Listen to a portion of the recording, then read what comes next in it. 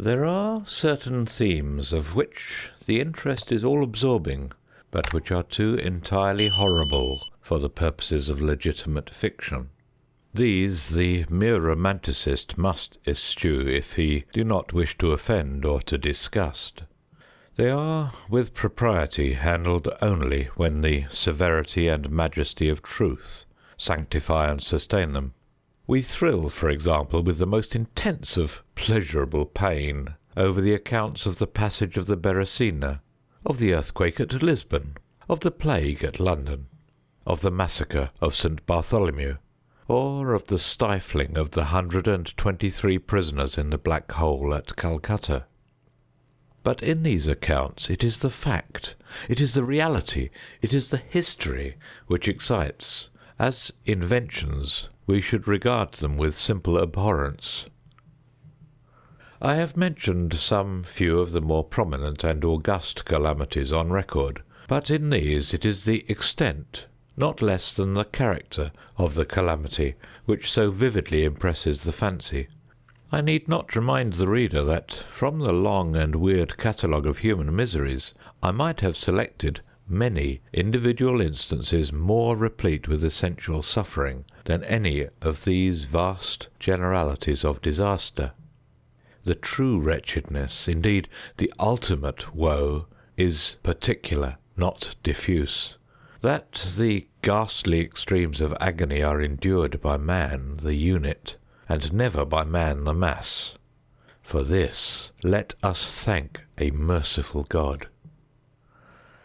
To be buried while alive is beyond question the most terrific of these extremes which has ever fallen to the lot of mere mortality. That it has frequently, very frequently, so fallen will scarcely be denied by those who think. The boundaries which divide life from death are at best shadowy and vague. Who shall say where the one ends and where the other begins?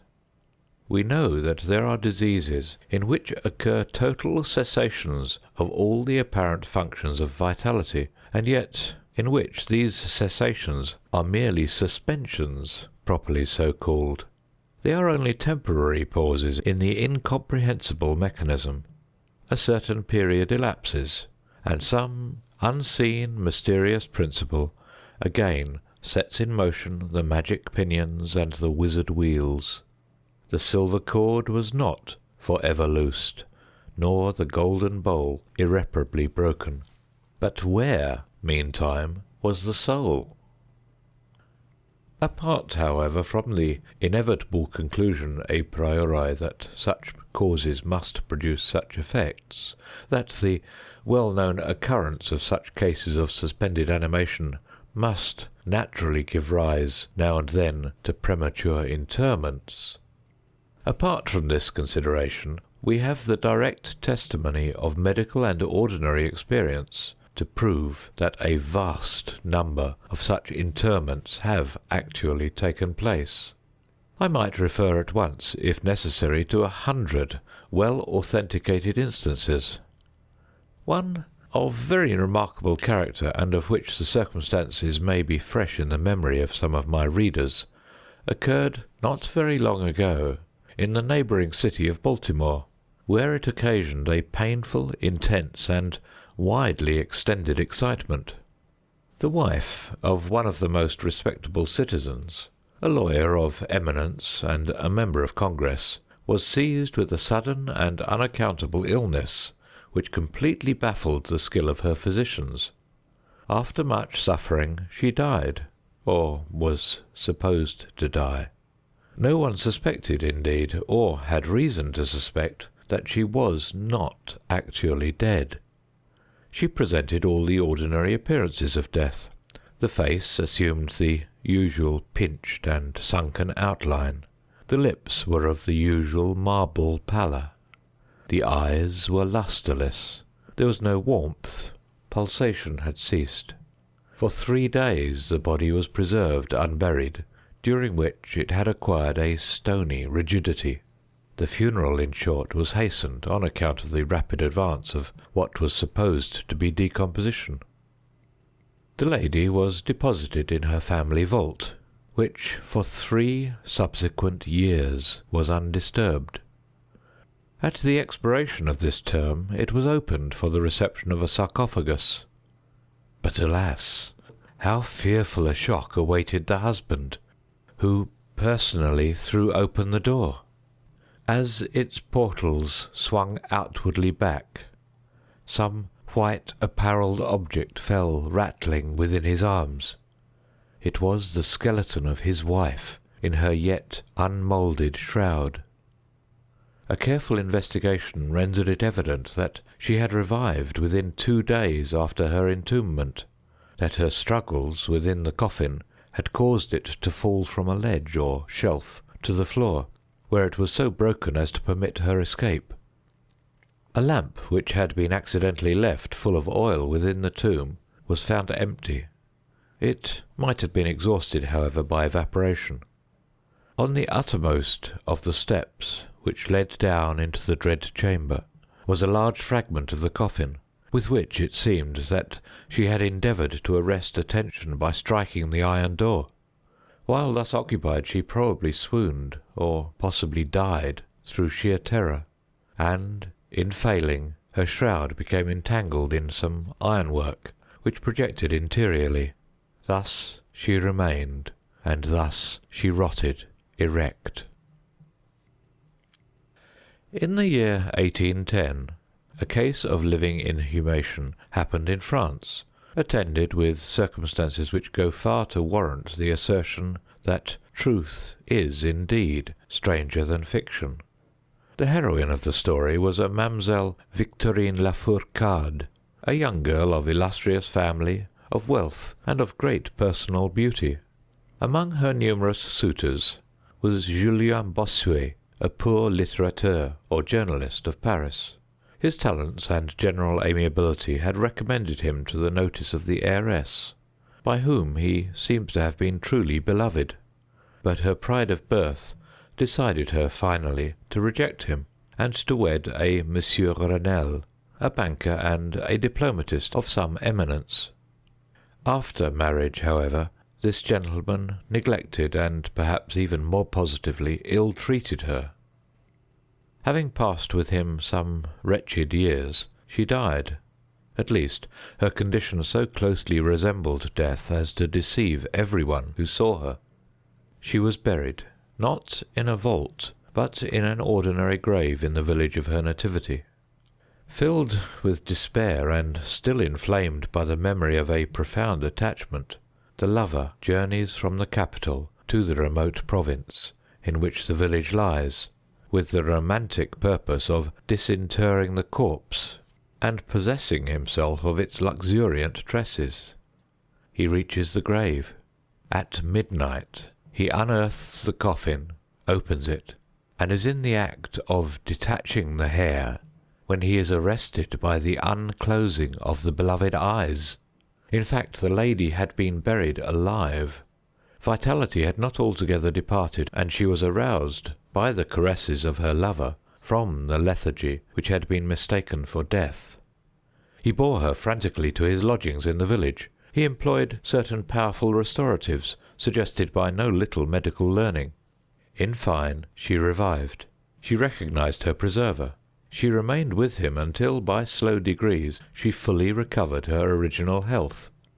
Her woman's heart was not adamant, and this last lesson of love sufficed to soften it.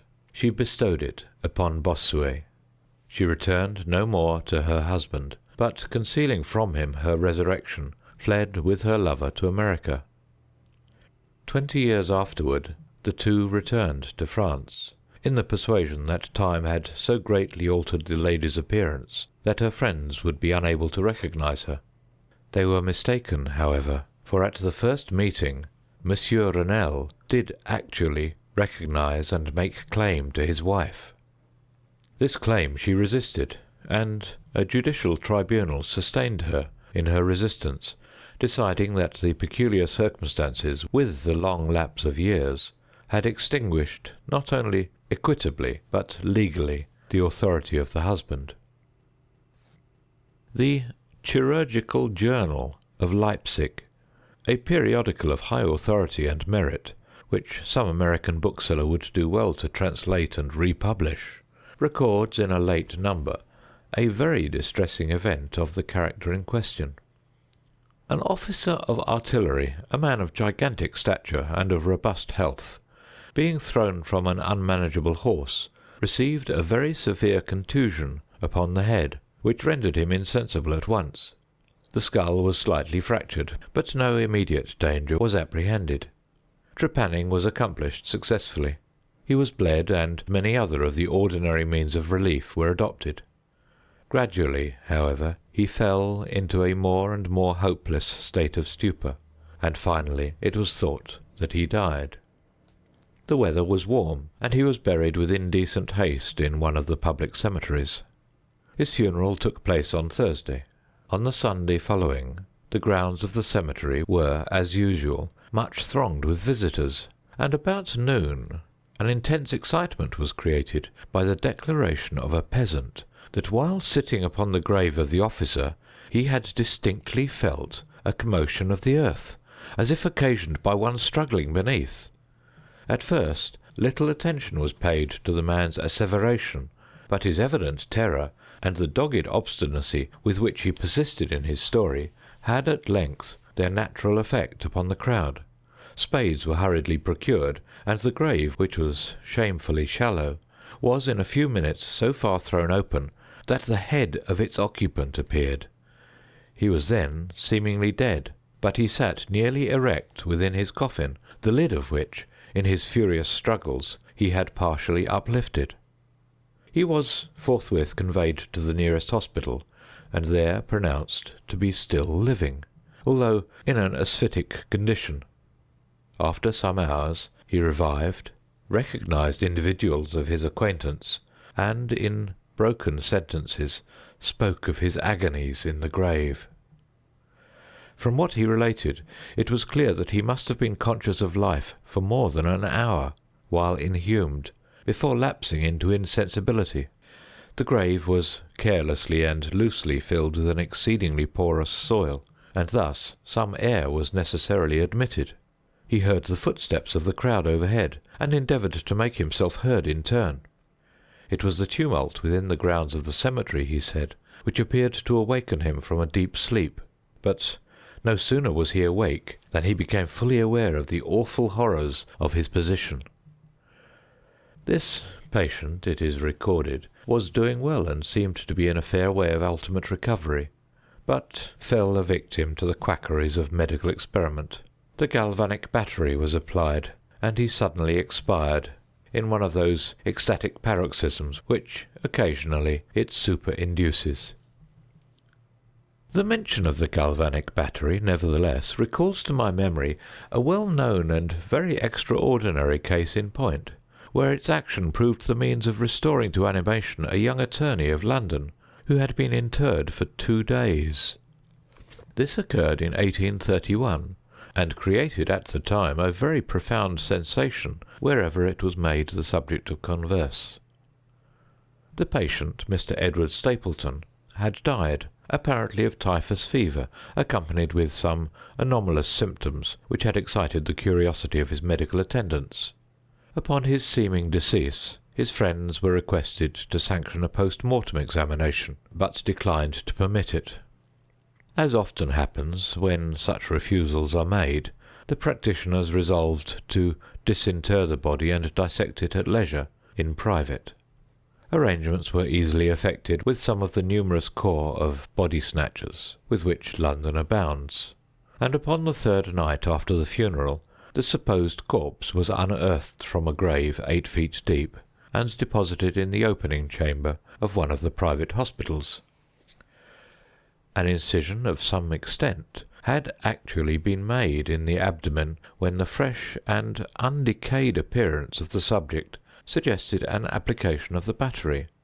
One experiment succeeded another, and the customary effects supervened, with nothing to characterize them in any respect except, upon 1 or 2 occasions, a more than ordinary degree of lifelikeness in the convulsive action. It grew late. The day was about to dawn, and it was thought expedient at length to proceed at once to the dissection. A student, however, was especially desirous of testing a theory of his own, and insisted upon applying the battery to one of the pectoral muscles.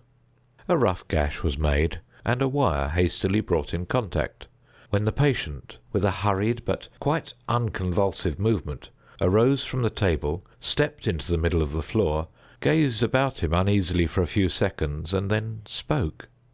What he said was unintelligible, but words were uttered. The syllabification was distinct. Having spoken, he fell heavily to the floor. For some moments all were paralysed with awe, but the urgency of the case soon restored them their presence of mind. It was seen that Mr. Stapleton was alive, although in a swoon. Upon exhibition of ether he revived, and was rapidly restored to health, and to the society of his friends, from whom, however, all knowledge of his resuscitation was withheld, until a relapse was no longer to be apprehended. Their wonder, their rapturous astonishment may be conceived. The most thrilling peculiarity of this incident, nevertheless, is involved in what Mr. S. himself asserts. He declares that at no period was he altogether insensible, that dully and confusedly he was aware of everything which happened to him, from the moment in which he was pronounced dead by his physicians to that in which he fell swooning to the floor of the hospital. "I am alive," were the uncomprehended words which, upon recognizing the locality of the dissecting room, he had endeavoured, in his extremity, to utter. It were an easy matter to multiply such histories as these, but I forbear, for indeed we have no need of such to establish the fact that premature interments occur. When we reflect how very rarely, from the nature of the case, we have it in our power to detect them, we must admit that they may frequently occur without our cognizance. Scarcely, in truth, is a graveyard ever encroached upon for any purpose, to any great extent, that skeletons are not found in postures which suggest the most fearful of suspicions. Fearful indeed the suspicion, but more fearful the doom. It may be asserted, without hesitation, that no event is so terribly well adapted to inspire the supremeness of bodily and of mental distress, as is burial before death.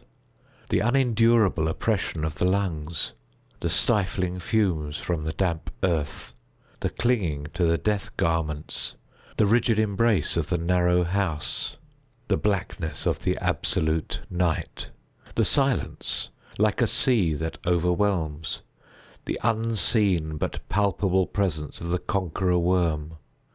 These things, with the thoughts of the air and grass above, with memory of dear friends who would fly to save us if but informed of our fate, and with consciousness that of this fate they can never be informed, that our hopeless portion is that of the really dead. These considerations, I say, carry into the heart which still palpitates a degree of appalling and intolerable horror from which the most daring imagination must recoil. We know of nothing so agonizing upon earth. We can dream of nothing half so hideous in the realms of the nethermost hell. And thus all narratives upon this topic have an interest profound, an interest nevertheless which, through the sacred awe of the topic itself, very properly and very peculiarly depends upon our conviction of the truth of the matter narrated. What I have now to tell is of my own actual knowledge, of my own positive and personal experience. For several years I had been subject to attacks of the singular disorder which physicians have agreed to term catalepsy, in default of a more definitive title. Although both the immediate and the predisposing causes, and even the actual diagnosis of this disease are still mysterious, its obvious and apparent character is sufficiently well understood. Its variations seem to be chiefly of degree. Sometimes the patient lies for a day only, or even for a shorter period, in a species of exaggerated lethargy. He is senseless and externally motionless, but the pulsation of the heart is still faintly perceptible. Some traces of warmth remain, a slight colour lingers within the centre of the cheek, and upon application of a mirror to the lips we can detect a torpid, unequal, and vacillating action of the lungs. Then again, the duration of the trance is for weeks, even for months, while the closest scrutiny and the most rigorous medical tests fail to establish any material distinction between the state of the sufferer and what we conceive of absolute death. Very usually he is saved from premature interment solely by the knowledge of his friends that he has been previously subject to catalepsy, by the consequent suspicion excited, and above all by the non-appearance of decay. The advances of the malady are luckily gradual. The first manifestations, although marked, are unequivocal. The fits grow successively more and more distinctive, and endure each for a longer term than the preceding. In this lies the principal security from inhumation. The unfortunate, whose first attack should be of the extreme character which is occasionally seen, would almost inevitably be consigned alive to the tomb. My own case differed in no important particular from those mentioned in medical books. Sometimes, without any apparent cause, I sank little by little into a condition of hemi-syncope, or half-swoon, and in this condition, without pain, without ability to stir, or, strictly speaking, to think, but with a dull, lethargic consciousness of life and of the presence of those who surrounded my bed, I remained, until the crisis of the disease restored me suddenly to perfect sensation. At other times I was quickly and impetuously smitten. I grew sick and numb and chilly and dizzy, and so fell prostrate at once. Then, for weeks, all was void and black and silent, and nothing became the universe. Total annihilation could be no more. From these latter attacks I awoke, however, with a gradation slow in proportion to the suddenness of the seizure. Just as the day dawns to the friendless and houseless beggar who roams the streets throughout the long, desolate winter night, just so tardily, just so wearily, just so cheerily came back the light of the soul to me. Apart from the tendency to trance, however, my general health appeared to be good, nor could I perceive that it was at all affected by the one prevalent malady, unless, indeed, an idiosyncrasy in my ordinary sleep may be looked upon as superinduced. Upon awaking from slumber, I could never gain at once thorough possession of my senses, and always remained for many minutes in much bewilderment and perplexity, the mental faculties in general, but the memory in especial, being in a condition of absolute abeyance. In all that I endured there was no physical suffering, but of moral distress an infinitude. My fancy grew charnel. I talked of worms, of tombs and epitaphs.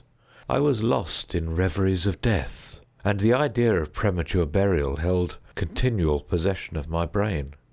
The ghastly danger to which I was subjected haunted me day and night. In the former, the torture of meditation was excessive, in the latter, supreme. When the grim darkness overspread the earth, then, with every horror of thought, I shook as the quivering plumes upon the hearse. When nature could endure wakefulness no longer, it was with a struggle that I consented to sleep, for I shuddered to reflect that upon waking I might find myself the tenant of a grave. And when finally I sank into slumber, it was only to rush at once into a world of phantasms, above which, with vast sable overshadowing wing, hovered, predominant, the one sepulchral idea. From the innumerable images of gloom which thus oppressed me in dreams, I select for record but a solitary vision. Methought I was immersed in a cataleptic trance of more than usual duration and profundity. Suddenly there came an icy hand upon my forehead, and an impatient, gibbering voice whispered the word "Arise!" within my ear. I sat erect. The darkness was total. I could not see the figure of him who had aroused me. I could call to mind neither the period at which I had fallen into the trance, nor the locality in which I then lay. While I remained motionless and busied in endeavours to collect my thought, the cold hand grasped me fiercely by the wrist, shaking it petulantly, while the gibbering voice said again, "Arise! Did I not bid thee arise?" "And who," I demanded, "art thou?" "I have no name in the regions which I inhabit," replied the voice, mournfully. "I was mortal, but am fiend. I was merciless, but am pitiful. Thou dost feel that I shudder. My teeth chatter as I speak, yet it is not with the chilliness of the night without end. But this hideousness is insufferable. How canst thou tranquilly sleep? I cannot rest for the cry of these great agonies. These sights are more than I can bear. Get thee up, come with me into the outer night, and let me unfold to thee the graves. Is this not a spectacle of woe? Behold!" I looked, and the unseen figure, which still grasped me by the wrist, had caused to be thrown open the graves of all mankind, and from each issued the faint phosphoric radiance of decay, so that I could see into the innermost recesses, and there view the shrouded bodies in their sad and solemn slumbers with the worm. But, alas, the real sleepers were fewer, by many millions, than those who slumbered not at all. And there was a feeble struggling, and there was a general sad unrest, and from out the depths of the countless pits there came a melancholy rustling from the garments of the buried, and of those who seemed tranquilly to repose, I saw that a vast number had changed, in a greater or less degree, the rigid and uneasy position in which they had originally been entombed. And the voice again said to me as I gazed, "Is it not a pitiful sight?" But before I could find words to reply, the figure had ceased to grasp my wrist. The phosphoric lights expired, and the graves were closed with a sudden violence, while from out them arose a tumult of despairing cries, saying again, "Is it not, O God, is it not a very pitiful sight?" Fantasies such as these, presenting themselves at night, extended their terrific influence far into my waking hours. My nerves became thoroughly unstrung, and I fell a prey to perpetual horror. I hesitated to ride, or to walk, or to indulge in any exercise that would carry me from home. In fact, I no longer dared trust myself out of the immediate presence of those who were aware of my proneness to catalepsy, lest, falling into one of my usual fits, I should be buried before my real condition could be ascertained. I doubted the care, the fidelity of my dearest friends. I dreaded that in some trance of more than customary duration they might be prevailed upon to regard me as irrecoverable. I even went so far as to fear that as I occasioned much trouble, they might be glad to consider any very protracted attack as sufficient excuse for getting rid of me altogether. It was in vain they endeavoured to reassure me by the most solemn promises. I exacted the most sacred oaths that under no circumstances they would bury me until decomposition had so materially advanced as to render farther preservation impossible. And even then my mortal terrors would listen to no reason, would accept no consolation. I entered into a series of elaborate precautions. Among other things, I had the family vault so remodelled as to admit of being readily opened from within. The slightest pressure upon a long lever that extended far into the tomb would cause the iron portal to fly back. There were arrangements also for the free admission of air and light. and convenient receptacles for food and water, within immediate reach of the coffin intended for my reception. This coffin was warmly and softly padded, and was provided with a lid fashioned upon the principle of the vault door, with the addition of springs so contrived that the feeblest movement of the body would be sufficient to set it at liberty. Beside all this, there was suspended from the roof of the tomb a large bell, the rope of which, it was designed, should extend through a hole in the coffin, and so be fastened to one of the hands of the corpse. But, alas, what avails the vigilance against the destiny of man?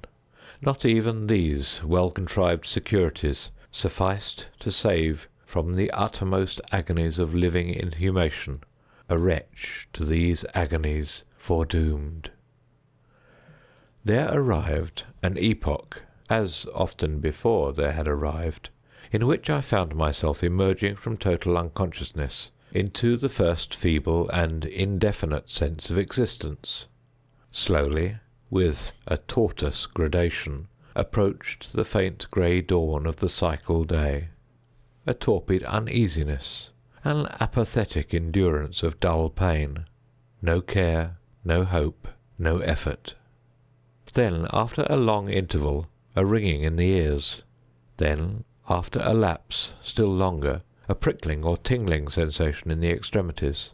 Then a seemingly eternal period of pleasurable quiescence, during which the awakening feelings are struggling into thought. Then a brief re-sinking into nonentity. Then a sudden recovery.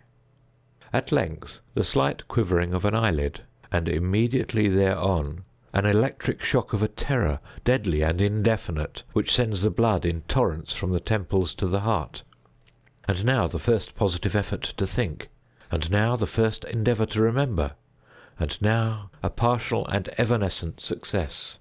And now the memory has so far regained its dominion that in some measure I am cognizant of my state. I feel that I am not awaking from ordinary sleep. I recollect that I have been subject to catalepsy, and now at last, as if by the rush of an ocean, my shuddering spirit is overwhelmed by the one grim danger, by the one spectral and ever-prevalent idea. For some minutes after this fancy possessed me, I remained without motion. And why? I could not summon courage to move. I dared not make the effort which was to satisfy me of my fate. And yet there was something at my heart which whispered me it was sure. Despair, such as no other species of wretchedness ever calls into being, despair alone urged me, after long irresolution, to uplift the heavy lids of my eyes. I uplifted them. It was dark, all dark. I knew that the fit was over. I knew that the crisis of my disorder had long passed. I knew that I had now fully recovered the use of my visual faculties, and yet it was dark, all dark, the intense and utter raylessness of the night that endureth for evermore. I endeavoured to shriek, and my lips and my parched tongue moved convulsively together in the attempt, but no voice issued from the cavernous lungs, which, oppressed as if by the weight of some incumbent mountain, gasped and palpitated with the heart at every elaborate and struggling inspiration. The movement of the jaws, in this effort to cry aloud, showed me that they were bound up, as is usual with the dead. I felt, too, that I lay upon some hard substance, and by something similar my sides were also closely compressed. So far I had not ventured to stir any of my limbs, but now I violently threw up my arms, which had been lying at length with the wrists crossed. They struck a solid wooden substance, which extended above my person at an elevation of not more than 6 inches from my face. I could no longer doubt that I reposed within a coffin at last. And now, amid all my infinite miseries, came sweetly the cherub hope, for I thought of my precautions. I writhed, and made spasmodic exertions to force open the lid. It would not move. I felt my wrists for the bell-rope. It was not to be found. And now the comforter fled for ever, and a still sterner despair reigned triumphant, for I could not help perceiving the absence of the paddings which I had so carefully prepared. And then, too, there came suddenly to my nostrils the strong, peculiar odour of moist earth. The conclusion was irresistible. I was not within the vault. I had fallen into a trance while absent from home, while among strangers, when or how I could not remember, and it was they who had buried me as a dog, nailed up in some common coffin, and thrust deep, deep, and for ever into some ordinary and nameless grave.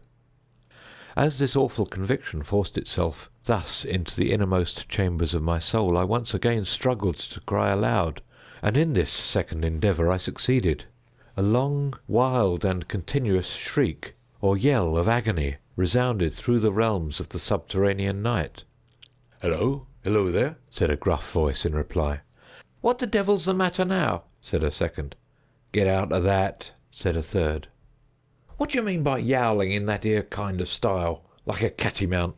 said a fourth, and hereupon I was seized and shaken without ceremony for several minutes by a junto of very rough-looking individuals. They did not arouse me from my slumber, for I was wide awake when I screamed, but they restored me to the full possession of my memory. This adventure occurred near Richmond in Virginia. Accompanied by a friend, I had proceeded upon a gunning expedition some miles down by the banks of the James River. Night approached, and we were overtaken by a storm. The cabin of a small sloop lying at anchor in the stream, and laden with garden mould, afforded us the only available shelter.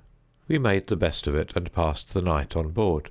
I slept in one of the only two berths in the vessel, and the berths of a sloop of 60 or 20 tons need scarcely be described. That which I occupied had no bedding of any kind. Its extreme width was 18 inches. The distance of its bottom from the deck overhead was precisely the same. I found it a matter of exceeding difficulty to squeeze myself in. Nevertheless, I slept soundly, and the whole of my vision, for it was no dream and no nightmare, arose naturally from the circumstances of my position, from my ordinary bias of thought, and from the difficulty, to which I have alluded, of collecting my senses, and especially of regaining my memory for a long time after awaking from slumber.